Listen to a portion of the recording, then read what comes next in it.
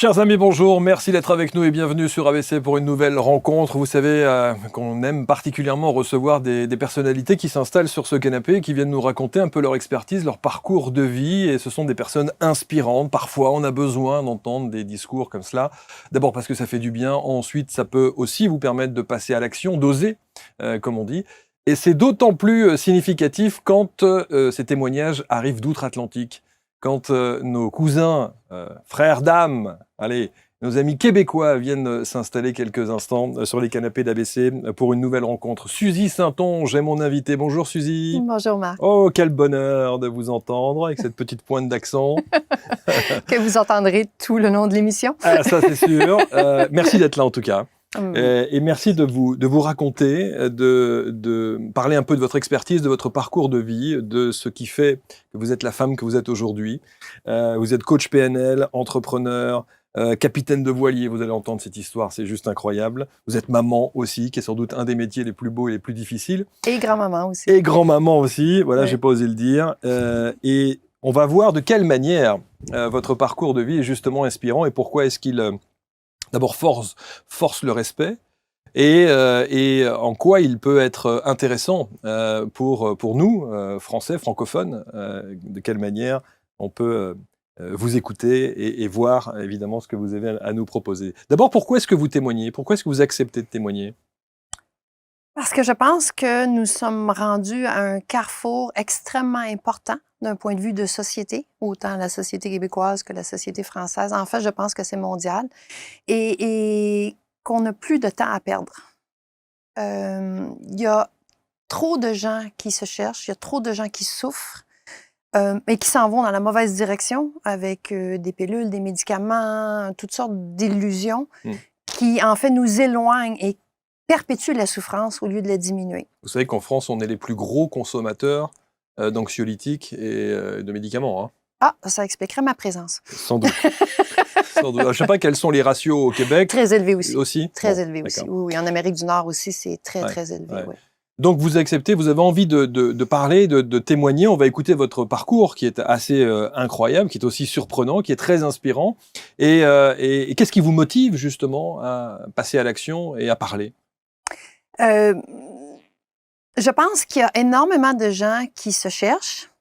Je pense qu'il y a un écart beaucoup trop grand entre ce qu'ils pourraient comprendre et trouver et la façon dont on l'apporte. Donc, je me suis donné un peu la mission de vulgariser tout ce qui touche au bien-être, évidemment dans mon créneau particulier, mais tout ce qui touche au bien-être et à la réalisation de soi, parce que pour moi, ça va de pair. Vous trouvez que c'est souvent trop abstrait? Trop abstrait, trop compliqué, trop surfait. Je prends par exemple la méditation, d'accord? J'ai beaucoup de clients qui me disent « Ah, j'ai essayé, mais je suis pas capable, c'est difficile, je suis pas rendu là, etc. » Donc déjà, il y a comme une perception de niveau. Et ça, je déteste ça. Je déteste ça. Parce que ce n'est pas une question de niveau, d'avancement, je suis plus évoluée, etc. C'est souvent que la personne va se faire une image particulière, si je reprends l'exemple de la méditation, et cette image-là la bloque parce qu'elle vient nourrir ses peurs par rapport à sa propre confiance en elle et tout ça. Alors que moi, je leur dis, écoutez, à partir du moment où tu es capable de prendre 5 minutes pour toi, de simplement t'asseoir et de ne rien faire, c'est déjà ça. C'est déjà une partie de méditation, c'est déjà une action dans l'action de méditer. Exactement. C'est déjà un éveil à la conscience, c'est déjà un pas vers... Alors, est-ce qu'on peut simplement simplifier ça pour que les gens aient envie de le faire au lieu de mettre ça tellement grand et difficile que tout le monde pense que ce ne sont qu'une certaine frange de la population qui peut y arriver, ce qui est, à mon avis, totalement faux. Est-ce que vous n'avez pas le sentiment que les choses se démocratisent un petit peu, que justement, on commence à prendre conscience que la méditation, on en fait tout en France, on dit un pataquès incroyable, en se disant « Oh là là, mon Dieu, c'est... » Alors qu'on sent bien que les choses évoluent et que beaucoup de gens prennent conscience des bienfaits de la méditation et donc osent méditer, par exemple. pour ne parler que de la méditation. Tout à fait, tout à fait. C'est clair qu'il y a un changement. Et d'ailleurs, c'est peut-être un peu ce qui me propulse, c'est que plus de gens comme moi, que je considère comme très terre-à-terre, vont parler et vont ramener ça à quelque chose de concret. Et plus les gens vont vouloir y aller. En même temps, je pense qu'il y aura toujours une frange de personnes qui vont rechercher l'illusion et la perfection comme un peu une façon de ne pas y aller. Ça leur appartient. Ce qui fait votre singularité, c'est le fait de vulgariser Tout à fait. ces sujets-là? Oui, tout à fait. Je dirais que oui. Parce que vous avez souffert justement Oui. d'être face à des gens qui étaient peut-être, en France on dit ça aussi, des gens très perchés. Des gens qui, on a l'impression qu'ils sont en lévitation, qui vivent sur un nuage en permanence et qui mangent des graines. Non mais c'est vrai. On en a aussi. En fait, j'ai surtout fait face à mes propres démons et à mes propres peurs. On va en parler. À mon impression que je ne méritais pas peut-être ce bien-être, que ce n'était pas pour moi, que je n'avais pas ce qu'il fallait pour y arriver. Donc oui, il y avait les deux. Il y avait l'échelle sur laquelle je mettais ces gens et qui peut-être s'y complaisaient, et aussi où moi je me situais. Et étant très, très, très persistante, j'ai continué et à un moment donné, j'ai réalisé, j'ai dit non, c'est une illusion ça. C'est une illusion, mais c'est une illusion qui fait très mal. Et c'est une illusion qui détruit beaucoup de choses dans la vie des gens. Et ça, je n'en veux plus. Je n'en veux plus. Le moins possible. Et vous avez donc décidé d'accompagner des gens Oui. pour leur permettre justement d'être dans cet état de bien-être sans en passer par des situations complexes, difficiles et des méthodologies qui sont parfois envahissantes dans nos vies. On peut faire les choses très simplement. En fait, ça n'a pas été une décision si claire que ça. Quand j'ai décidé de me former à la programmation neurolinguistique, La PNL. C'était de mon point de vue d'entrepreneur pour me doter d'outils supplémentaires. Évidemment, à travers ça, j'ai fait mon propre cheminement et j'ai résisté parce qu'on résiste souvent à ce qu'on pourrait être. Et finalement, la vie m'a poussé, presque forcé dans différentes directions qui ont fait que j'ai admis que oui, il y avait des gens à qui ça faisait du bien. Parce que toujours, c'est un peu cette persistance de penser que ce n'est pas si intéressant, ce n'est pas si possible pour moi d'aider ou tout ce qu'on nous met sur les épaules. On a le sentiment que vous aviez ce ressenti de légitimité, que vous manquiez de légitimité, ou que vous vous disiez « je suis pas légitime à ça ».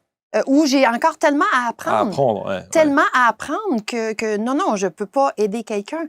Et c'est un jour, un de mes clients qui m'a dit j'ai été voir beaucoup de gens et j'ai pas aimé.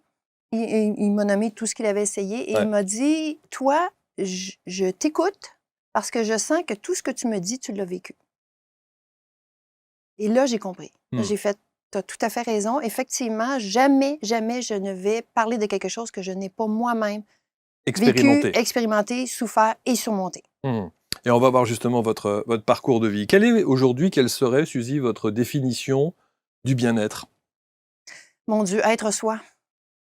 Être aligné totalement avec notre boussole intérieure. Est-ce qu'on peut l'être, ça? Oui. Est-ce qu'on peut le rester? Oui. Est-ce que ça se travaille continuellement? Continuellement. C'est pas de l'acquis. C'est l'acquis, c'est un acquis dans le sens où lorsqu'on y touche une fois, on réalise à quel point on peut être bien.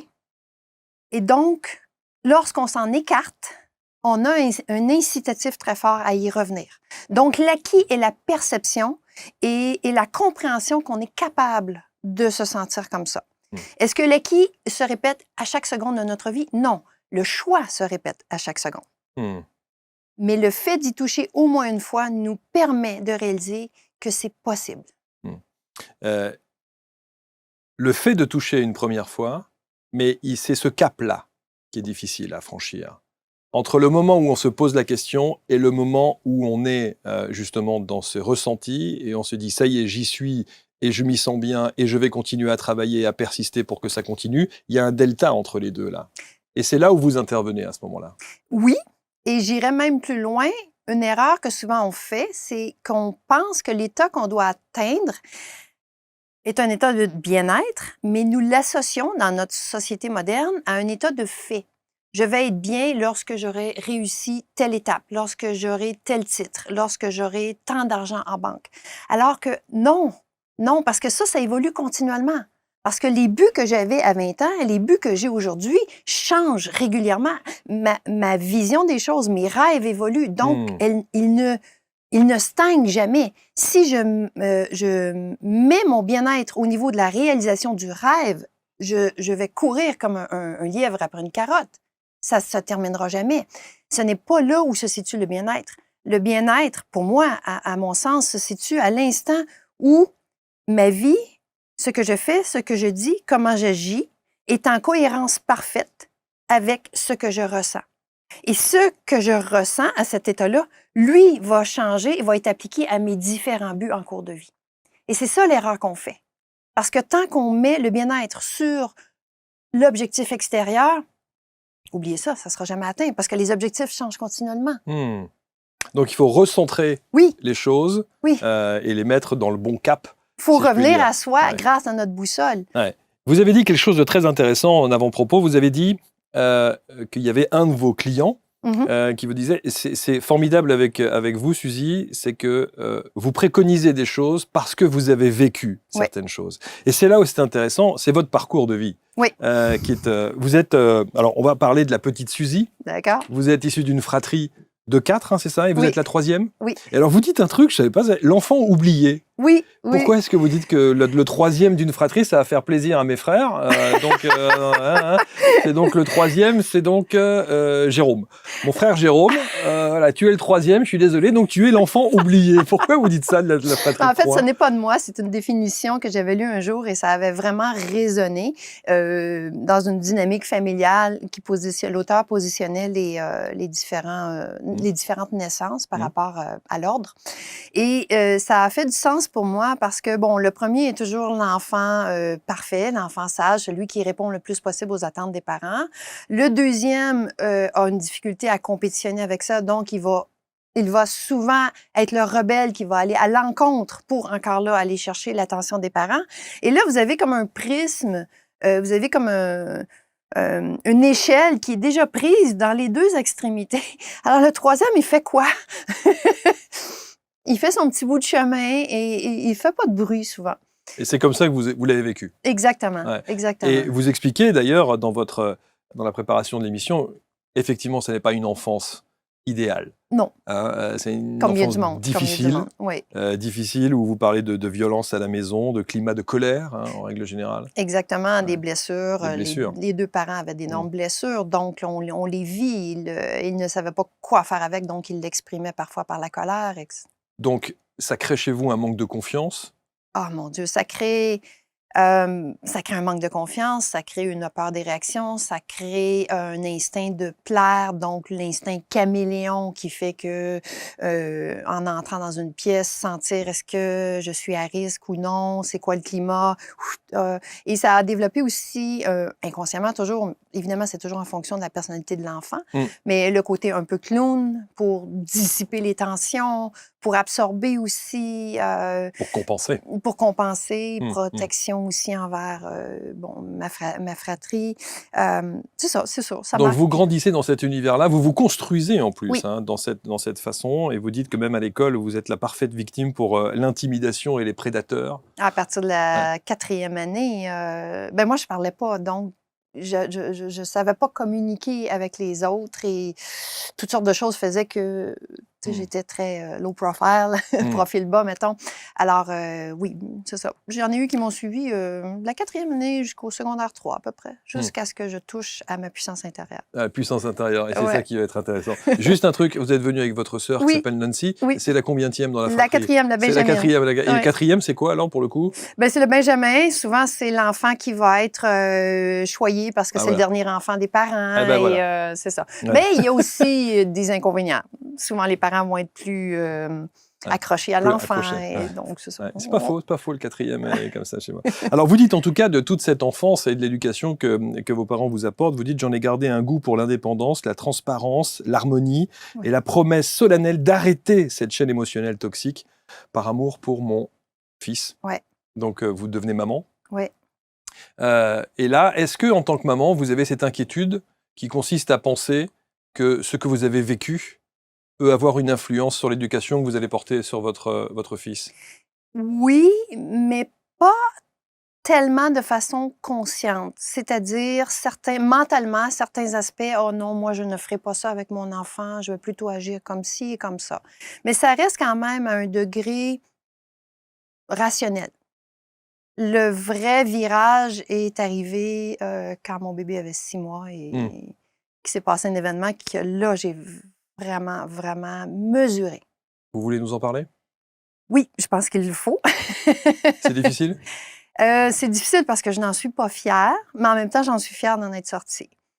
Juste, pardon, est-ce que quel âge il a aujourd'hui alors, Il a ce 36 bébé? ans. Il a 36 ans. Est-ce qu'il a su ça? Oui. Ouais. Oui, moi, j'ai tout dit à mon fils. OK. J'ai tout dit à mon fils. Est-ce qu'il fallait? Ben, je lui ai dit quand il était adulte. Bien sûr. Je Mais lui ai dit. est-ce qu'il fallait lui dire? Est-ce que c'était une façon de vous libérer, vous, ou est-ce que c'était une façon d'être honnête avec lui? C'était une façon d'être honnête avec lui. C'était une façon aussi de lui expliquer que parfois, je pouvais me trébucher, mais que ma volonté était d'être comme ça en tant que parent et que j'avais besoin de son aide, parfois, pour me le rappeler. Qu'est-ce qui s'est passé? Il m'a dit merci. Il m'a dit merci de ne pas avoir cédé. Et qu'est-ce qui s'est passé à l'âge de 6 ans? Passé? De 6 mois? 6 mois, hein? Oui, il avait 6 mois, ouais. il était dans le bain. Bon, j'étais jeune maman, je travaillais à temps plein. Je suis retournée travailler après 3 mois, après la naissance, questions financières et tout. Donc, la surcharge de travail, la maison à tenir, l'enfant et tout. Et puis, il est dans le bain à 6 mois. Il fait son travail de bébé de 6 mois. Il joue, veut mettre le savon dans la bouche et ça fait peut-être 5 fois que je l'enlève, etc. Lui, c'est un jeu, donc il le prend encore, il me regarde. Et là... Et là est montée, Marc, une vague de violence. Une vague de violence inouïe. Et ce que je vous dis là, ce que je vous décris, c'est passé en une fraction de seconde. J'ai eu une vague de colère qui a monté, mais tellement grosse, que j'aurais pris mon enfant, qui était la prunelle de mes yeux, je l'aurais pris et je l'aurais rentré dans le mur tellement j'avais de colère.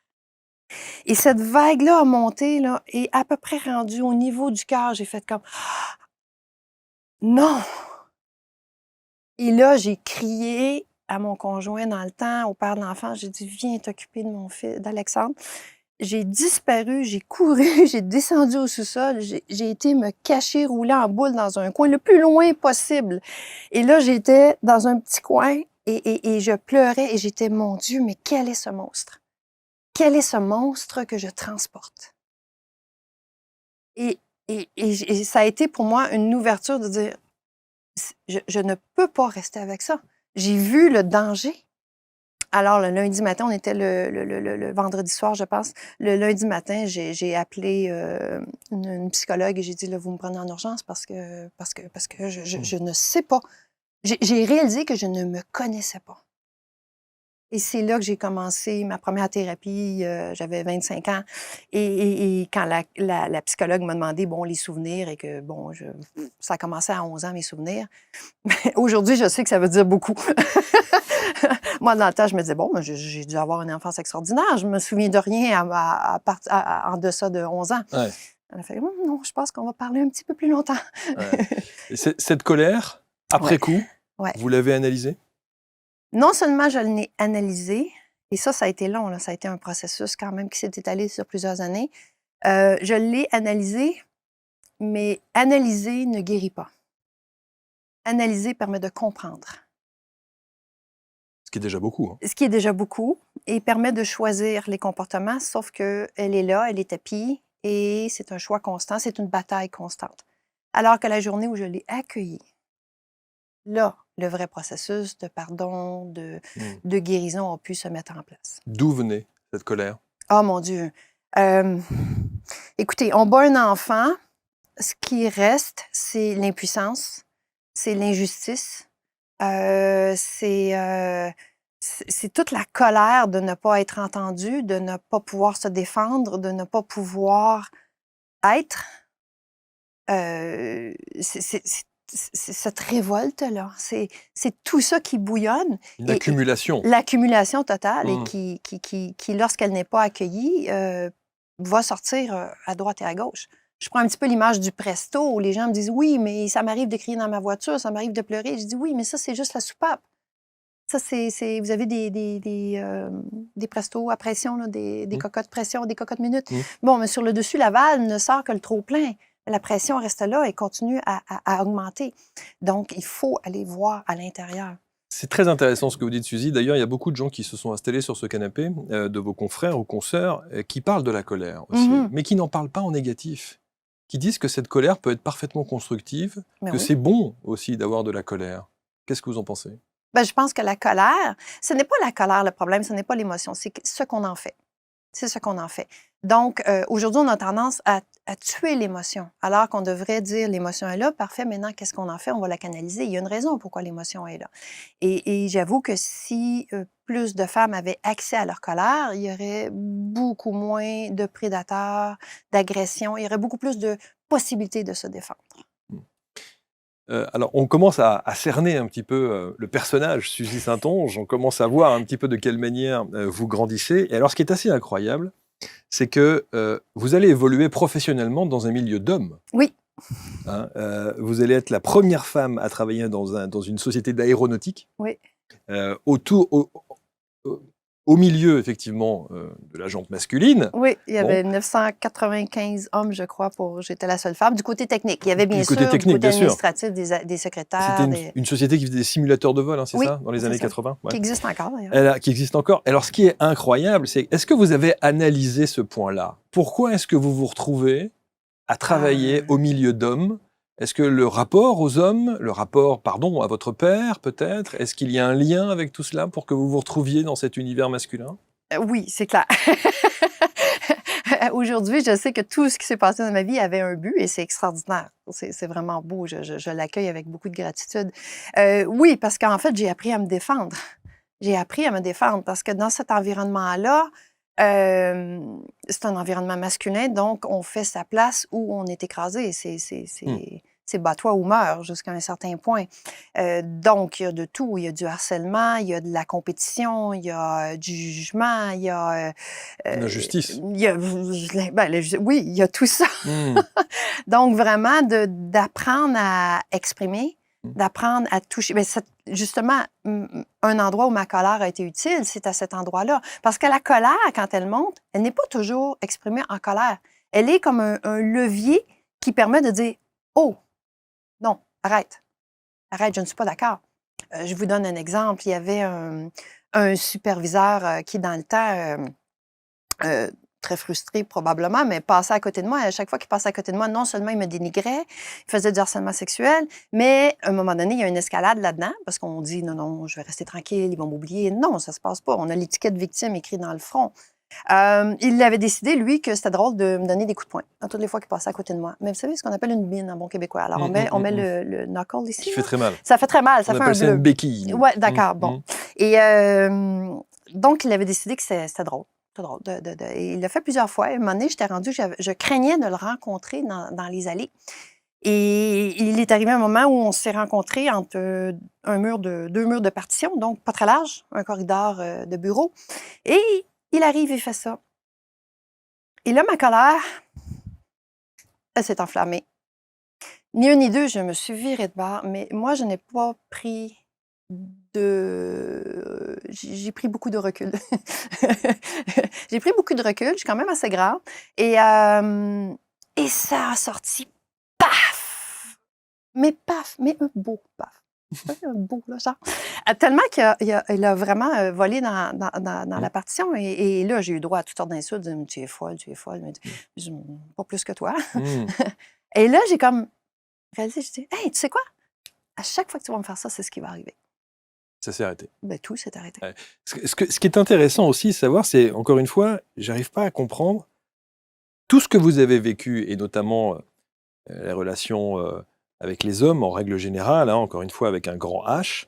Pourquoi est-ce que vous vous retrouvez confronté à une activité professionnelle en rapport avec une écrasante majorité d'hommes? Comment se fait-il que vous vous retrouviez là? Ça aurait dû être à l'inverse. en se disant j'ai tellement souffert Ouais. du rapport aux hommes, du rapport à mon père, etc., d'éducation, je vais choisir quelque chose de beaucoup plus souple, de beaucoup plus doux, de beaucoup plus harmonieux. Ouais. Or là, vous choisissez volontairement de vous mettre dans un panier de crabes.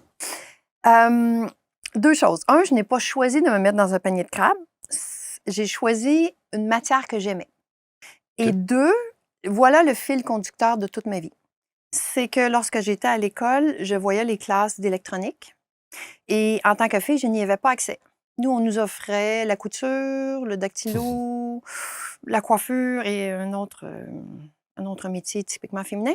Et je passais devant les cours d'électronique et j'étais fascinée. J'étais fascinée. Et j'ai dit non, moi, c'est ça que je veux faire. Bon, voilà la trame. Il y a à l'intérieur quelque chose, je ne sais pas c'est quoi, appelez-le résilience, appelez-le obstination ou quoi que ce soit. Mais quand j'ai une interpellation de dire c'est là, c'est ça que je veux, je vais tout faire, je vais tout mettre en œuvre pour y arriver. Mais est-ce que vous ne prenez pas le contre-pied parce qu'on vous l'interdit? Est-ce que vous ne le faites pas parce qu'on Si vous peu, l'interdit? si peu. Je pense qu'il y a un petit peu de ça aussi.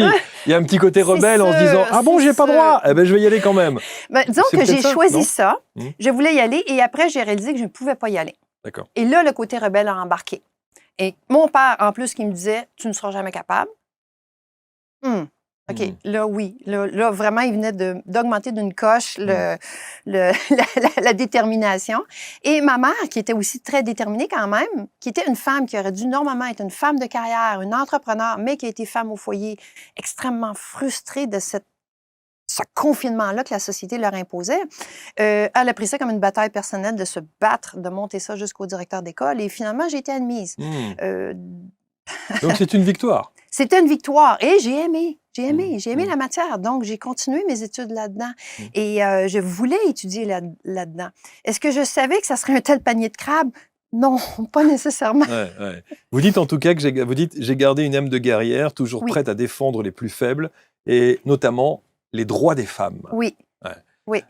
On sent la souffrance là. Oui. On sent le manque. Oui. Ouais. C'est ce que vous n'avez pas eu. C'est Et donc, exactement. Est-ce que là, vous endossez la cape de la Wonder Woman qui va essayer de sauver un peu le monde et sauver ses contemporaines? Non, je leur dis le contraire. Abandonnez la cape de la Wonder Woman. Cessez de vouloir être autre chose que qui vous êtes pour répondre aux attentes de votre entourage. C'est le piège. C'est le piège, entre autres, du leadership féminin en entreprise. C'est le piège de la maman parfaite. C'est le piège de la femme orchestre qui doit tout faire. Non, arrêtez. Soyez égoïste un peu plus.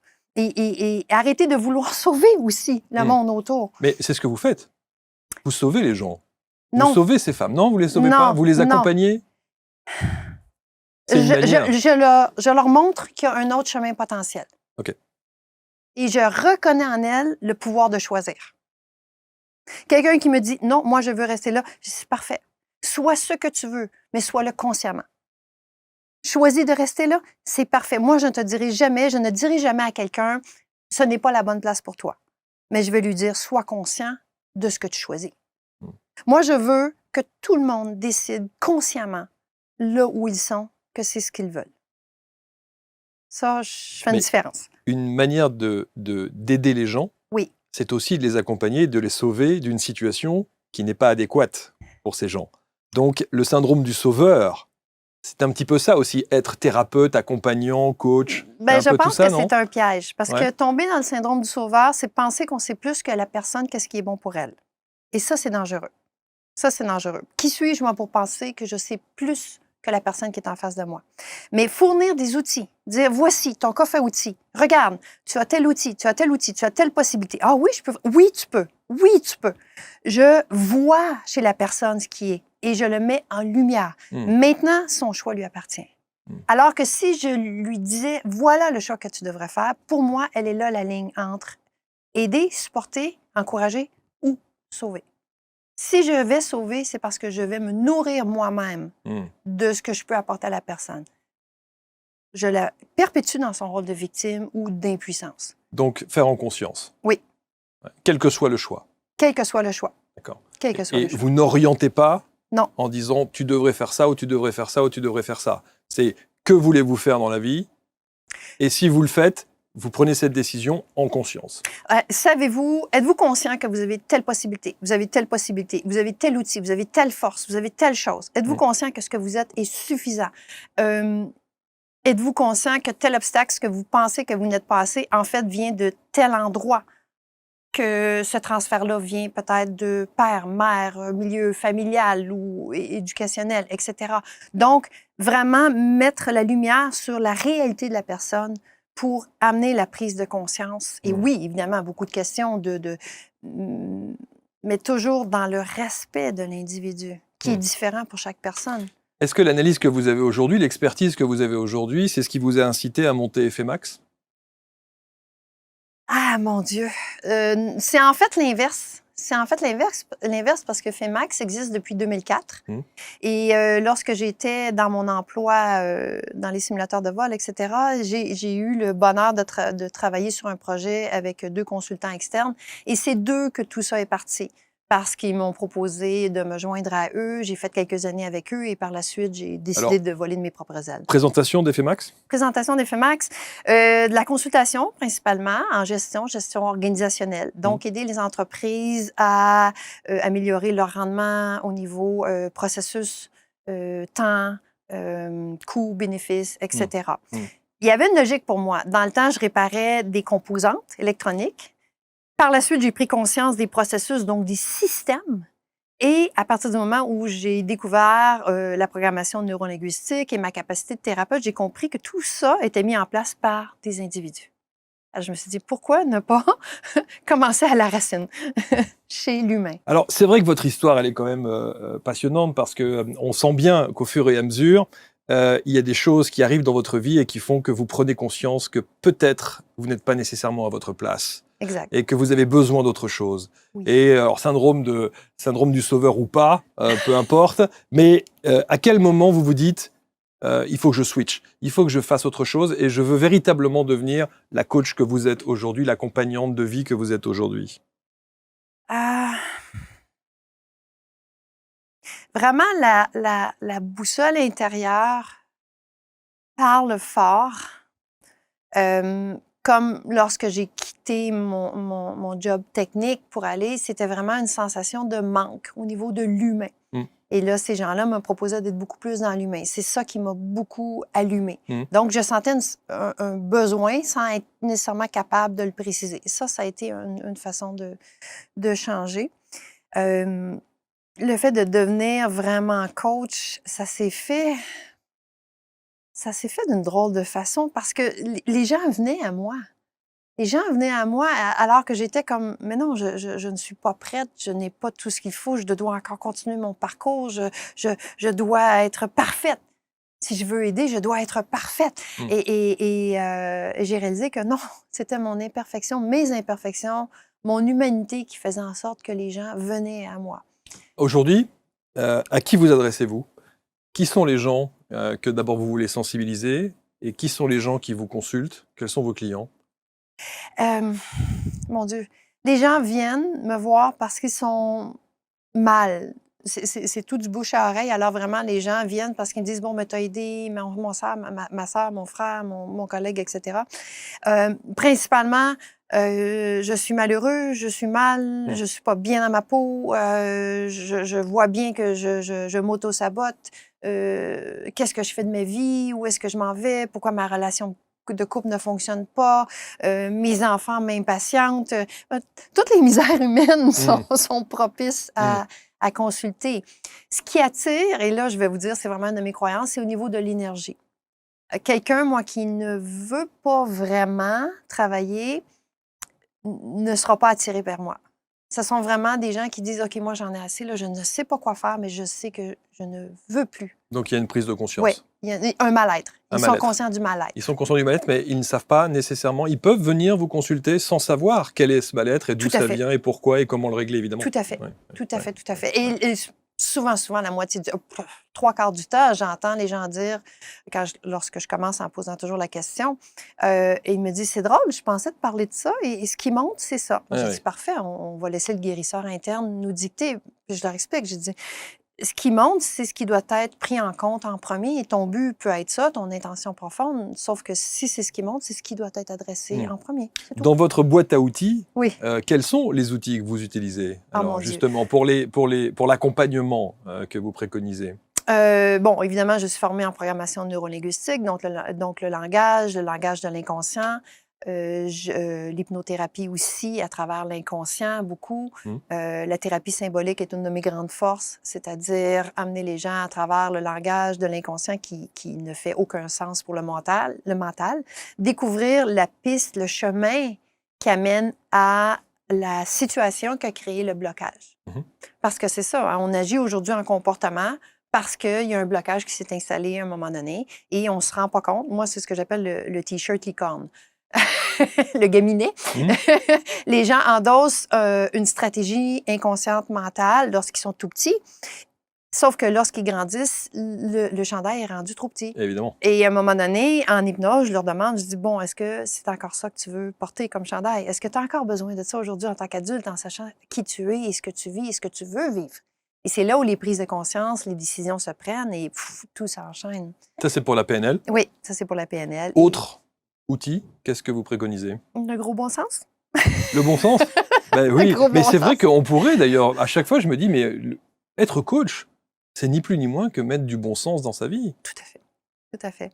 En fait, ce que j'utilise aussi formellement, ce sont des ateliers, ce sont des moments de co-création de la vie, dans un sens où on défait les blocages pour en arriver à revenir à ce qui est notre voie principale. Donc ça peut se faire de différentes façons, évidemment, différents types d'ateliers. Alors, vous êtes au Québec, autant dire qu'on peut faire ça à distance? Ben oui, bien sûr, bien sûr. Hein, j'ai des coachings personnalisés qui se font par Zoom. J'ai des ateliers qui se font évidemment en personne. J'ai des conférences aussi. Je me suis mis comme mission d'aider les gens à passer la première marche. Donc, prendre conscience qu'il y a tout un univers qui existe, que ce soit au niveau du bien-être, de la spiritualité, du développement personnel, dans la réalité, dans quelque chose de simple et de concret. Je veux être la première marche, celle qui les amène à se dire « Ah, OK, je suis bien, c'est bien, je continue ma vie là, parfait, c'est un choix conscient. » Ou « Oh mon Dieu, il y a tout un univers que je découvre et je peux aller à tel endroit, je peux pousser jusqu'à telle ou telle place. » Donc, je pense que ma capacité de vulgarisation touche beaucoup les gens qui n'auraient jamais pensé peut-être consulter ou qui sont un petit peu gênés de venir consulter. Moi, je leur dis, écoute, c'est comme prendre un cours. Tout le monde trouve normal de prendre des formations continues pour améliorer telle ou telle connaissance. J'ai dit, à quel moment dans notre vie est-ce qu'on vous apprend à être? Jamais. Jamais. On nous apprend à être autre chose, mais à être soi-même, non. Non, les systèmes ne veulent pas qu'on soit nous-mêmes. Ils veulent qu'on se conforme à leurs besoins. Puisque vous parlez du système, vous savez qu'en France, il y a eu quelques reportages sur l'éducation canadienne québécoise et les écoles canadiennes et québécoises. Et on dit qu'au Canada, on passe 10 minutes sur un problème et 50 minutes sur le positif. Alors qu'en France, c'est l'inverse. On va passer 5 heures sur le négatif et 10 minutes sur le positif. Est-ce que c'est vrai? Est-ce que ce système d'éducation à la québécoise, il est fondé et forgé de cette manière-là? On passe plus de temps sur le positif que sur le négatif? Écoutez, ça fait longtemps que mon fils a terminé ses études. Et moi aussi les miennes. J'aurais tendance à dire que tous les systèmes ont leurs limites. Par contre, on est peut-être conscient que les enfants ont besoin d'écoles alternatives. Donc, c'est un concept qui est aussi répandu de dire, est-ce qu'on peut laisser l'enfant progresser à son rythme? Ça, c'est une chose. Le positivisme, c'est peut-être une question de culture aussi. Il y a une impatience dans la culture québécoise face aux gens qui s'acharnent sur leurs problèmes. On appelle ça gratter le bobo. C'est OK, on sait que tu as un bobo, on peut-tu arrêter de le gratter? Tu sais, genre, tu as une plaie, puis tu grattes. Bien sûr. Bon, alors, ou la victimite aussi. Les gens qui vont beaucoup s'apesantir sur leurs problématiques et leur incapacité à se sortir d'une solution. Et qui aiment ça. Et qui se nourrissent de ça. Et qui attirent des gens. Misery loves company, c'est une réalité. La misère aime être en groupe. Alors oui, il va y avoir de ça, mais c'est pas très valorisé. On rigole même un peu des personnes âgées qui parlent de leur maladie. On les appelle les tamalous. T'as mal où? Ah oui. On se rend compte et moi, c'est mon foie, moi, c'est mon coude, moi, c'est mon genou. Ouais. Alors, beaucoup d'entre eux rigolent en disant OK, les tamalous. Les tamalous. Ça, c'est pas mal, ça. Tamalou. C'est ça. Ça, c'est un tamalou, lui. Tu sais, alors là, attention, faut surtout pas. Ouais, ça, c'est intéressant. Donc, il y a un peu cette notion de on peut-tu passer à quelque chose d'agréable? Alors, je ne sais pas si il y a la même chose chez vous, mais c'est vrai que la notion du stress, la notion de l'angoisse, la notion de dépression sont des notions en France qui sont extrêmement répandues. Oui. Le burn-out. Oui. Qu'est-ce qu'on entend comme burn-out? Énorme. Énormément. Est-ce que vous avez une vulgarisation, une méthodologie, une approche particulière pour essayer justement d'endiguer ces problèmes? Bon, la première chose que je dirais, c'est prendre conscience. Ce que je dis aux gens, c'est là, on va arrêter de penser que la vie, elle est à l'extérieur. Parce qu'une grosse partie de l'anxiété, du stress vient du fait que les gens ne connaissent pas leur place. Beaucoup rêvent de trouver leur place. C'est pas pour rien que TikTok, Instagram, les vies de rêve font tant rêver. C'est qu'on a l'impression que ces gens-là ont trouvé la solution. Et on se projette en se disant, OK, c'est ça la vie que je veux. Sauf que ce n'est pas notre vie. Donc déjà, on nourrit encore plus le sentiment d'écart. Le fameux delta dont vous parliez tantôt, il s'agrandit. Et plus on se projette à l'extérieur de notre vie, on a peur de manquer notre vie, mais en fait, on se manque soi-même. On passe à côté de qui on est. Et plus on s'écarte du soi, et plus il y a ce stress-là. Je vous fais une démonstration. Ah, parce que je vous ai vu arriver avec des accessoires, je me suis dit, on va faire du... Moi, j'aime bien être... Alors, je vais vous demander de simplement tenir un bout de ça. OK, je tiens ça. D'accord? D'accord, OK. D'accord. Disons que... Mais là, je ne sais pas si je vais rester dans la caméra, mais... Si, mais on va refaire le plan, disons c'est pas grave. que vous venez au monde, vous êtes collés, d'accord? Tout OK. ça est ensemble. Donc, vous êtes au point neutre. OK. OK? Au fur et à mesure qu'on avance dans l'enfance, tenez-les bien parce que je vais tirer, d'accord? OK. On apprend à être autre chose, que ce soit pour nos professeurs, pour plaire à nos parents, pour plaire à nos amis, pour s'intégrer au groupe, pour rentrer dans un cursus scolaire, pour plaire à l'employeur, pour plaire à nos parents qui nous ont demandé de faire un emploi payant dû à leur insécurité. Et tout cet espace-là, attention, là, je tire. Je tiens. On augmente la tension. Et ça, c'est le stress, l'anxiété, la peur. Et plus on s'éloigne de qui on est, et plus inconsciemment, on tire. Jusqu'à la rupture. Et là, vous avez le burn-out, vous avez la maladie mentale, certaines. Vous avez tout ce qui fait qu'on est malheureux. Mais pour éviter de sentir ça, ce qu'on fait, c'est qu'on efface avec des pilules, avec tout ce qui sert à ne pas sentir. Et là, on doit prendre d'autres pilules parce que vu qu'on ne sent pas, on doit augmenter ce qui nous fait notre bonheur et tout ça.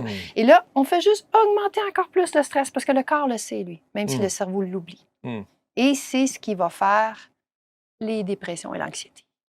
Voilà, et vous allez pouvoir remettre votre micro, voilà, juste, voilà. Désolée, j'espère que ça n'a pas gâché c'est ça qui est intéressant avec vous, c'est la vulgarisation. La symbolique de ce que vous venez de faire là, quand on l'exprime avec des mots ou des phrases, c'est pas nécessairement... Tout le monde le comprend, évidemment. Oui, mais on visualise peut-être différemment qu'avec ne serait-ce que cet objet-là. C'est l'écart.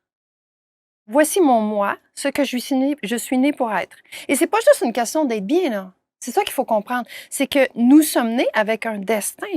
Nous sommes nés avec des outils. Pourquoi mes rêves ne sont pas les vôtres? Pourquoi est-ce qu'on n'a pas tous les mêmes rêves dans la société? Parce qu'on a un rôle à jouer qui est spécifique à nous. Sauf que plus on s'éloigne de qui on est profondément et de ce rôle-là, moins on peut le trouver, moins on peut découvrir notre mission de vie et plus on se sent mal.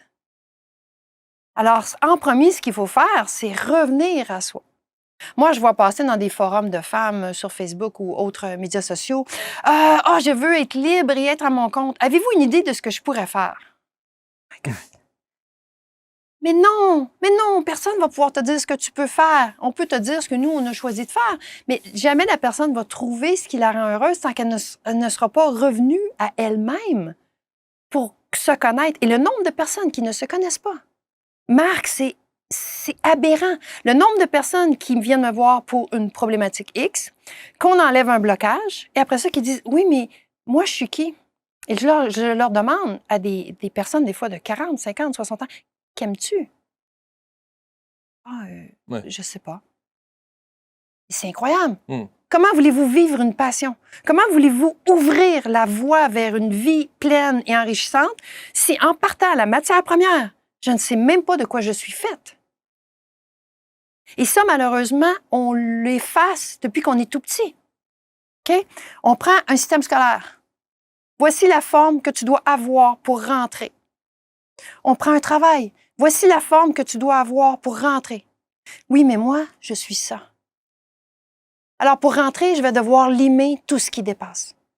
Mais tout ce qui dépasse, c'est ce qui fait ma richesse. Mais oui, bien sûr. Mais oui, bien sûr. C'est moi. Oui, c'est moi. Je veux dire, oui. Et c'est ça qu'on fait. Oui, c'est ça. Et le fait d'arrondir les angles, ça n'est pas moi. Non. Donc, vous devez être la forme que vous venez de présenter. Voilà, c'est ça. Pour trouver ma vie. Exactement, et l'équilibre de vie. Exactement. Ouais. Est-ce que c'est un processus long? Ça va dépendre des gens, évidemment. Mais cette prise de conscience de qui on est véritablement, ce que l'on aime véritablement, ce que l'on désire véritablement, ça peut être douloureux, ça peut être long, ça peut être fastidieux, ça peut être... Ce n'est pas obligé d'être long. Ça peut aller très rapidement. Moi, j'ai vu des changements chez des personnes après peut-être... peut-être une dizaine de rencontres. Et encore, c'est des prises de conscience. C'est ça la beauté de la PNL, c'est de bypasser tout le rationnel, tout le mental et d'aller directement au blocage. Maintenant, est-ce que c'est obligé d'être souffrant? Non, encore là, c'est une croyance. C'est juste que la souffrance nous fait réagir. Sinon, on reste dans l'inertie parce que c'est confortable. Moi, je compare ça un petit peu au bébé dans sa couche qui est sale. Il est habitué. C'est lorsqu'il commence à être propre qu'il ne peut plus reculer. Donc, excusez, c'est une image un peu, mais c'est de la vulgarisation. C'est ça, vous avez raison. Donc, les gens restent dans une certaine inertie et notre plus grand adversaire, notre plus gros obstacle à l'évolution, c'est notre tolérance à la souffrance. On s'habitue. Vous connaissez le principe de la grenouille mise dans l'eau bouillante. Exactement. Et voilà. Donc, on s'y habitue et on trouve ça normal. Sauf que quand on commence à être bien, notre barème de perception change. Et là, ça peut aller très vite. Je me souviens, moi, de la première chose, avoir dit un jour à une thérapeute, je lui ai dit, elle m'a dit, qu'est-ce que tu veux travailler? J'ai dit, je veux juste respirer. J'étais continuellement en apnée. Je veux juste respirer. Sauf que quand j'ai commencé à respirer, j'ai dit, OK, non, je ne veux plus arrêter de respirer. Ça a changé. Est-ce qu'il vous arrive d'intervenir dans les écoles, par exemple? Parce que je me suis posé cette question. Quand je vois tous ces thérapeutes, ces coachs et ces gens qui ont évidemment l'expérience et l'expertise que vous avez aujourd'hui, mais comment se fait-il qu'on ne nous l'enseigne pas dès le départ, de tout petit? Ouais. Est-ce qu'on essaie à se demander s'il n'y a pas une volonté de faire de nous des êtres formatés? Les systèmes sont faits par des gens qui ont souffert et qui souffrent encore. On ne peut pas s'attendre à ce que la société soit différente des gens qui la composent. C'est ça, ouais. Alors, la journée qu'il y aura un plus grand nombre de personnes qui auront guéri les blessures transgénérationnelles et qui auront choisi leur voie, on aura un changement au niveau des écoles. Pour l'instant, les écoles, le système scolaire, ma perception est que c'est un peu une chasse gardée. La PNL n'est pas nécessairement reconnue comme la psychothérapie ou la pédopsychiatrie, etc.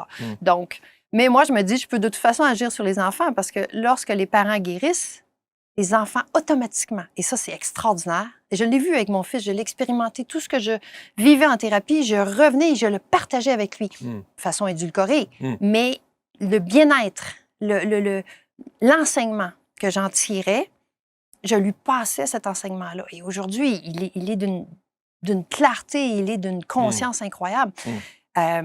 Donc ça, à travers les parents, on guérit les enfants. Par voie de conséquence. Oui. Ouais. Oui. Et vous savez que dans l'émission, moi j'aime bien les histoires. J'aime bien que vous nous racontiez une histoire. Vous savez, c'est le fameux avant-après. On en voit sur les réseaux sociaux. Parfois, vous avez des transformations et notamment des intérieurs de maisons ou des intérieurs d'appartements où on voit des taudis et puis hop, il y a un travail qui est fait et on voit un intérieur absolument magnifique. Est-ce que vous avez une histoire de quelqu'un que vous avez accompagné, d'un avant-après qui vous a considérablement marqué au point que ça vous a ému et ça vous a conforté dans l'idée que vous êtes ce que vous êtes aujourd'hui? En fait, j'aurais le goût de vous conter 2 histoires. Allez-y. Une qui me concerne directement, qui a été vraiment un point de bascule au niveau conscience, et un avec une cliente. Lequel vous voulez en premier? Allez-y, le premier. Commencez par le point de bascule. Le point de bascule, OK. Moi, j'ai une passion depuis que je suis tout petite. C'est mon père qui m'a fait découvrir ça, c'est la voile. Ouais. Et la voile. Ben, la voile, la mer, le mélange, d'accord, de vent, d'eau, l'équilibre. J'étais fascinée par l'équilibre physique, les éléments et tout ça.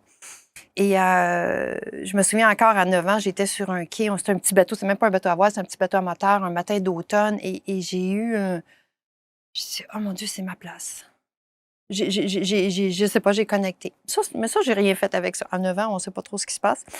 Mon premier convoyage, c'est-à-dire ma première fois où j'ai accompagné un vrai capitaine pour transporter un voilier du nord vers le sud, jusqu'aux Bahamas à ce moment-là, le passage du Gulf Stream. Et j'étais de nuit. Tout le monde dormait à bord. OK? Donc, c'est le moment où c'est un 24 heures en pleine mer, où on ne voit pas la terre, ni quoi que ce soit, en pleine nuit. Et vraiment une noirceur, pas de ciel, pas de ligne d'horizon, rien du tout, pas d'étoiles, complètement noir. Tout ce qu'il y a, c'est la petite boussole qui est un peu éclairée, une petite lumière verte. Et tout à coup, j'ai réalisé, j'ai dit, mon Dieu, la mort est à 3 pieds. Parce que sortir du cockpit, tu tombes, t'es mort. C'est fini. C'est fini, c'est fini. Personne ne te retrouve, oublie ça. Là. Cette prise de conscience-là a amené un moment de panique incroyable. J'ai rétréci. Et le fait de ne pas avoir de mur sur lequel m'accoter, c'est difficile à expliquer, mais le fait de ne pas avoir de mur visuel sur lequel m'accoter autour, ça a éclaté. J'ai éclaté. Éclaté dans le sens de perdre les limites mentales. Le mental n'a pas pu suivre l'expérience mystique qui était en train de se faire. Et là, ces barrières-là ont tombé et la peur a complètement disparu et c'est devenu un moment de communion incroyable, de joie profonde. La mort n'était même plus un concept présent. C'était une communion totale. Et là, je me suis mis à entendre l'eau, les clapotis, à voir au-delà de la noirceur, à sentir le vent, à sentir le bateau. Et là, j'ai compris. Là, j'ai réalisé, je dis, OK, non, il y a beaucoup plus que qui je suis, qui je pense que je suis. Ça, c'est la première chose. L'autre, l'expérience qui m'a vraiment marquée avec une de mes clientes, en fait, c'est tellement drôle parce qu'elle est venue me voir pour sa fille de 12 ans qui subissait beaucoup d'intimidation à l'école. Au point d'avoir des idées peut-être suicidaires ou vraiment du gros harcèlement et tout et tout. Alors, on a fait... Et elle voulait être là pendant la session avec sa fille. Sa fille était d'accord. On a commencé. Et au bout de la première session, j'ai dit, écoute, je vais continuer avec ta fille, mais il faut que je te voie toi aussi. Et là, elle s'est mise à venir toute seule, parce que les blessures de la fille, en fait, étaient les blessures de la mère. Alors, j'ai travaillé en parallèle avec la fille, mais beaucoup avec la mère. L'enfant avait une soumission au regard d'autrui, induit inconsciemment par la blessure de la mère par rapport à la nécessité de plaire pour réussir, qui était induit par la mère. Bon, c'est toute la lignée. Et cette femme-là a fait une progression, mais une progression incroyable. Non seulement elle a été prête à... et elle travaille dans le milieu de l'éducation en plus. Elle enseigne au niveau d'adulte. Elle a fait une progression par rapport à elle-même, par rapport à accepter tout ce qui était elle-même, ouvrir par rapport à se respecter, à dire non face à des situations abusives qu'elle vivait. Sa fille, par ricochet, suivait la même évolution à son propre rythme. Et elle a été jusqu'à carrément dire... Et c'est l'archétype de la femme gentille, joyeuse, fine, qui rend service à tout le monde, qui aime tout le monde et qui naturellement est ça. Mais tout le côté sombre qui avait été identifié comme tel, toute sa colère, tout ce qui aurait pu lui permettre de se défendre était complètement oblitéré.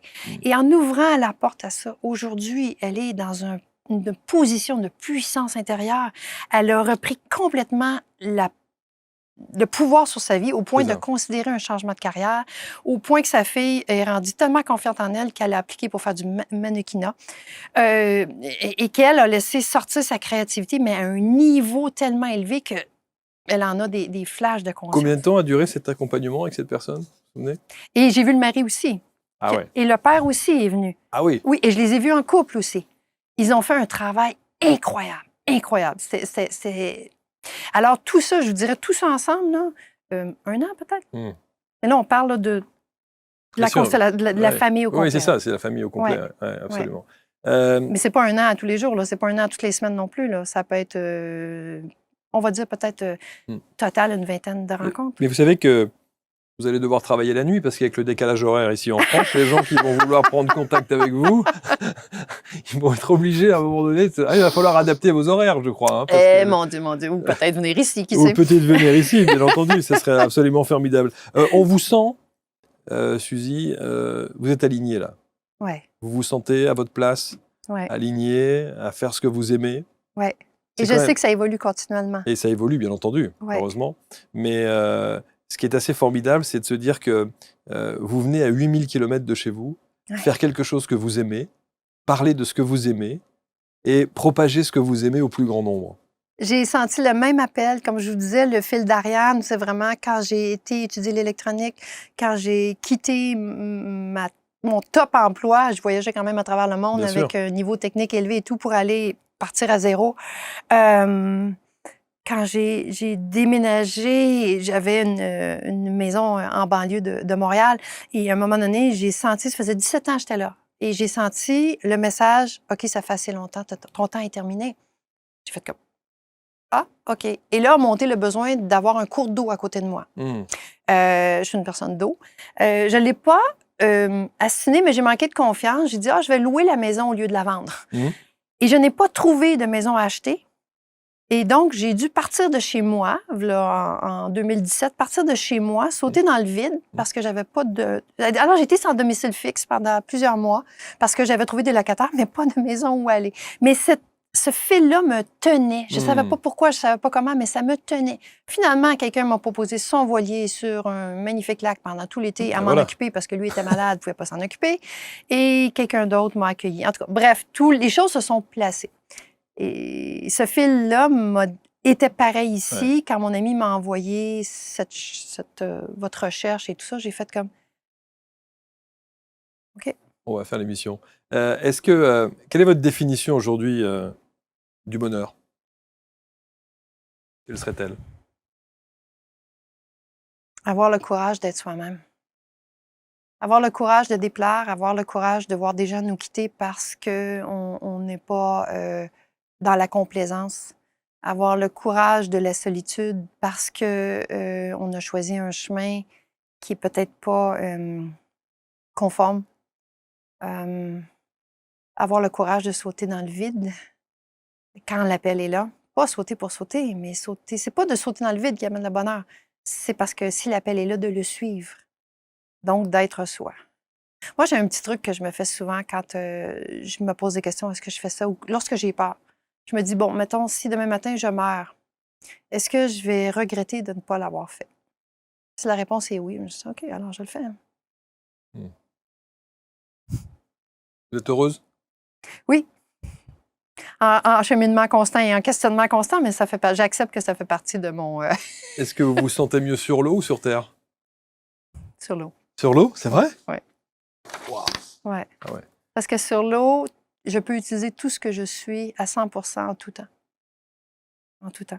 Parce qu'en étant capitaine, c'est pas important, capitaine, mais en étant maître de son chemin comme ça, la voile m'a appris l'humilité, l'écoute de la force de la nature, de la vie. C'est sûr. On est tout petit à côté. Hein? On est tout petit et on apprend à... D'accord, c'était ça mon plan. Ben non, ça va être ça. Donc, le changement, l'adaptabilité, la force que ça prend et la douceur en même temps, parce qu'un voilier est très représentatif. C'est très fort et c'est très fragile. Il y a des équipements à bord d'un voilier qui peuvent résister à des pressions incroyables et d'autres qui peuvent se casser simplement parce qu'on met trop de pression. C'est une belle métaphore avec l'humain. Oui, tout à fait. Mm. Et la communication aussi au niveau, par exemple, s'il y a un équipage, souvent, moi, j'avais des novices. Donc, le besoin de préciser, non pas ce que tu fais, mais quel est mon but? Qu'est-ce que je veux accomplir? D'aller chercher cette adhésion-là chez la personne en premier et après, les étapes pour y arriver. Je termine avec un petit visuel que j'ai trouvé sur votre site. Oui. Voilà. Sortez de votre coquille, Sortez soyez de votre vous. coquille. Ouais, Soyez ce que vous êtes né pour être. exact. Enfin. On n'a plus de temps à perdre. Mm. La société a besoin de chacun d'entre nous à 100% de ce que nous sommes. Suzy Saintonge, vous allez évidemment autour de cette vidéo la commenter, j'en suis convaincu, la partager, je l'espère. Et puis, vous avez donc autour de cette vidéo l'ensemble des réseaux, des liens qui vous permettront de rentrer en contact directement avec Suzy. Elle nous a promis qu'elle s'adapterait au décalage horaire, hein, donc tout va très bien. Et peut-être, vous la verrez, peut-être en province, dans d'autres villes de France, pour des séries de conférences, d'ateliers. Hein, Oui, conférences, ateliers, en entreprise, en individuel, évidemment. absolument. Et alors, le livre, il arrive quand? Le livre sur la nécessité, probablement au milieu de l'année prochaine. Parce que votre histoire, on peut la raconter par écrit. Hein. Oui, absolument, absolument. Je veux donner aussi des pistes aux gens à comment y Bien arriver, sûr. comment savoir si on est libre ou non. À quel moment est-ce qu'on le sait? Ouais. Et quoi faire pour y arriver? Vous l'êtes là? Oui, et je considère par contre que je suis continuellement en apprentissage. Merci infiniment, Suzy. Merci, C'était Marc, passionnant. de cette opportunité-là. Merci infiniment. Partagez, commentez. On se retrouve très très vite sur ABC pour une prochaine rencontre. Salut.